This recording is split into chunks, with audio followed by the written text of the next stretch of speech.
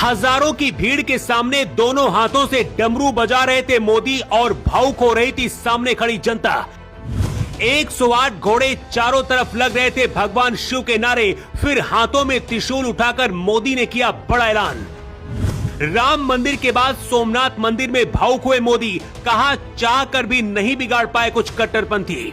सामने खड़ी थी हजारों की भीड़, तभी प्रधानमंत्री मोदी अचानक अपने दोनों हाथों से डमरू बजाते हुए जैसे ही सामने आए, देखकर हर तरफ हर हर महादेव के नारे लगने लगे। मोदी जैसे जैसे आगे बढ़ रहे थे, शिव भक्त बवाली हो रहे थे। और उसके बाद जब प्रधानमंत्री मोदी ने अपने हाथों में भगवान शिव का त्रिशूल उठाया, तो ये तस्वीरें देखकर पाकिस्तान से लेकर बांग्लादेश तक में हलचल बढ़ गई है। क्योंकि राम मंदिर के बाद मोदी ने सोमनाथ मंदिर से ऐसा ऐलान कर दिया है जिसे कट्टरपंथी नहीं सुन पाएंगे। मोदी यहीं नहीं रुके। कुछ वक्त के लिए जैसे वो भूल गए थे कि देश के प्रधानमंत्री हैं और प्रोटोकॉल से बाहर जाकर भीड़ के बीच जाकर नगाड़ा बजाने लगे। अयोध्या राम मंदिर की कहानी तो सिर्फ 500 साल पुरानी है, लेकिन सोमनाथ मंदिर की 1000 साल पुरानी कहानी है। राम मंदिर के बाद प्रधानमंत्री मोदी ने सोमनाथ मंदिर से दुनिया को हिला देने वाला ऐलान कर दिया है। आखिर सोमनाथ मंदिर में 108 घोड़े क्यों बुलाए गए और मोदी दोनों हाथों में डमरू और त्रिशूल लेकर क्या करने यहाँ पर पहुँचे, सब कुछ जानना है तो सिर्फ 2 मिनट बने रहिए। 2026 गुजरात के सोमनाथ मंदिर के लिए 2 वजहों से अहम है। पहली वजह ये कि साल 1026 में महमूद गजनवी ने मंदिर पर हमला करके ध्वस्त किया था, जिसके 1000 साल पूरे हो रहे हैं। दूसरी वजह ये कि 11 मई 1951 को स्वतंत्र भारत में सोमनाथ मंदिर की प्राण प्रतिष्ठा के 75 साल पूरे हो गए हैं, जिसे मोदी ने सोमनाथ स्वाभिमान पर्व नाम दिया है। सोमनाथ मंदिर पर हुए हमले के 1000 साल पूरे होने के उपलक्ष्य में कई धार्मिक कार्यक्रमों का आयोजन किया जा रहा है। पीएम मोदी भी सोमनाथ में आयोजित शौर्य यात्रा का हिस्सा बने। शोभा यात्रा का मकसद उन वीर योद्धाओं को श्रद्धांजलि देना है जिन्होंने सोमनाथ मंदिर की रक्षा के लिए अपनी जान न्यौछावर कर दी थी।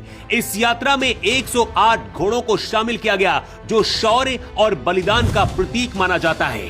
शोभा यात्रा के दौरान पीएम मोदी शिव भक्ति में लीन नजर आए। वो जोर जोर से डमरू बजा रहे थे, जिन्हें देखते ही वहां पर मौजूद हजारों शिव भक्त भगवान शिव के नारे लगाने लगे और हर तरफ हर हर महादेव के नारे गूंजने लगे। कुछ दिन पहले पीएम मोदी ने सोमनाथ मंदिर हमले के 1000 साल पूरे होने के मौके पर एक भावुक पोस्ट किया था, जिसमें वो काफी भावुक नजर आए थे। शायद यही वजह है कि जब उनके हाथ में शिव डमरू आया तो दोनों हाथों से जोर जोर बजाने लगे और फिर हाथ में त्रिशूल लेकर कुछ इस अंदाज में दिखे। लेकिन इसके बाद प्रधानमंत्री मोदी ने भावुक होकर दुनिया के कट्टरपंथियों के लिए एक ऐसा ऐलान किया जिसे भारत में बैठे भी कुछ लोग नहीं सुन पाएंगे। पीएम मोदी ने कहा, 1000 साल पहले 1026 में गजनवी ने मंदिर को तोड़ा था। उसे लगा था कि उसने सोमनाथ का वजूद मिटा दिया, लेकिन इसके बाद ही मंदिर का पुनर्निर्माण शुरू हो गया।